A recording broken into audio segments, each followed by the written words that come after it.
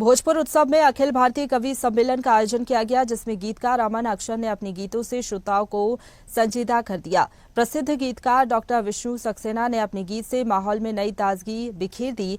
सुप्रसिद्ध कवयित्री अनामिका जैन अंबर ने अपनी क्रांतिकारी गीतों और जोशीले मुक्तकों से उपस्थित लोगों को मंत्रमुग्ध कर दिया। कार्यक्रम के अंत में मंच के विशिष्ट ओज और वीर रस के वरिष्ठ कवि हरिओम पवार ने अपनी कविताओं से श्रोताओं को जोश से भर दिया। लगातार तालियों की गड़गड़ाहट के बीच श्री पवार ने वर्तमान राजनीति और विश्व में भारत के उच्च स्थान के भविष्य में नई कविताएं सुनाई।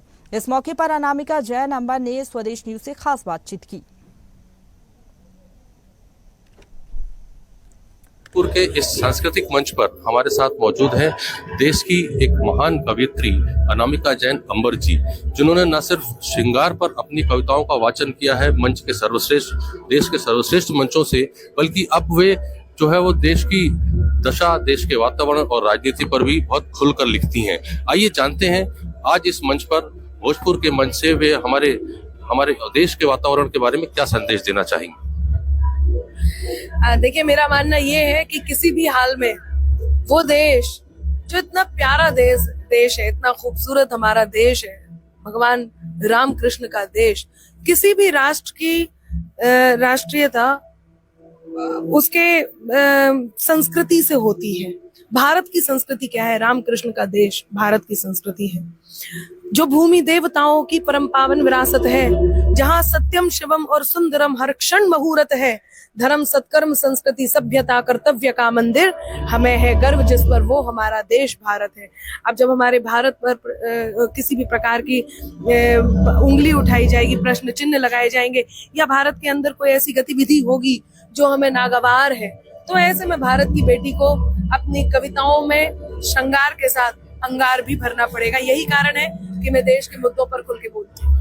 आप प्रारंभ में जब तक हम सुनते थे अनामिका जी, आप श्रृंगार आपने खूब लिखा, सुनिश्चित ही आपने बताया कि आज देश के वातावरण को लेके जो है वो आपको विवश होना पड़ा कि आप इन परिस्थितियों पर लिखे। और एक और आपके कविताओं में विषय की प्रमुखता होती है, वो होती है बेटियां। आज के वातावरण के हिसाब से आज भारत में जो बेटियों के लिए जो कुछ भी वातावरण है, उस पर आप कैसे देखती हैं? देखिए, आपने बहुत अच्छी बात कही है। देश के मुद्दों के साथ साथ मैं बेटी की बात भी करती हूँ।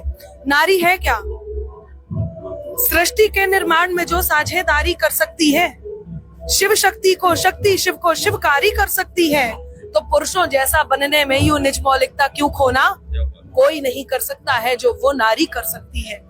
यदि बेटी की कहीं दशा इस प्रकार की है कि जिसके कारण हमारी आत्माएं दहल जाती हैं, तो एक बात कहती हूँ कि खून अंदर कहीं उबलता है, बाज चिड़िया को जब मसलता है, लड़कियों वो चट्टान बन जाओ जिनसे तूफान बच के चलता है। कहीं ना कहीं लड़कियों को भी अपने आप को उतनी मजबूती देनी होगी। और मैं तो कहती हूँ कि एक कार्य और किया जाना चाहिए। वैसे तो हर पुरुष पर हम उंगली नहीं उठा सकते हैं, लेकिन कहीं कहीं इस प्रकार की जब घटनाएं घटती हैं तो कुछ पुरुष जो संदेह के घेरे में आते हैं, तो ये किया जाना चाहिए कि बचपन से ही लड़कों को भी वो संस्कार दिए जाने चाहिए जिसमें वो नारी की इज्जत करें, उनको समझें, उनके सम्मान की रक्षा करें। मैं बिल्कुल आपका सहमत हूँ आपके इस कथन से अनामिका जी। बीच में हमने आपके कुछ वायरल रील्स भी हमने देखी थी, क्योंकि बहुत सुलभ है देखना, इतना सारी पॉपुलैरिटी है आपकी। देश का जो आज राजनीतिक वातावरण है, इसमें हमारा धर्म, हमारा सनातन, उसका सामंजस्य जो आज के परिदृश्य में है, आपने उसको जो है अपने भावनाओं को व्यक्त करते हुए वो रील्स बनाई थी। तो आज के परिदृश्य को राजनीति और धर्म से जोड़ के कैसे देखती हैं? देखिए, नीति नियम और नैतिकता का मर्म सियासत में होता, राम सरीखा राजा हो तो धर्म सियासत में होता।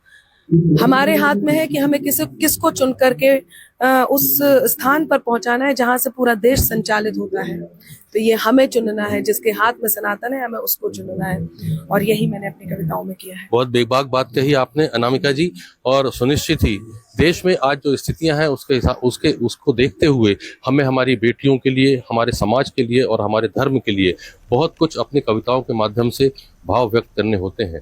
कैमरामैन अमित के साथ सत्येंद्र पांडे, स्वदेश न्यूज, भोजपुर।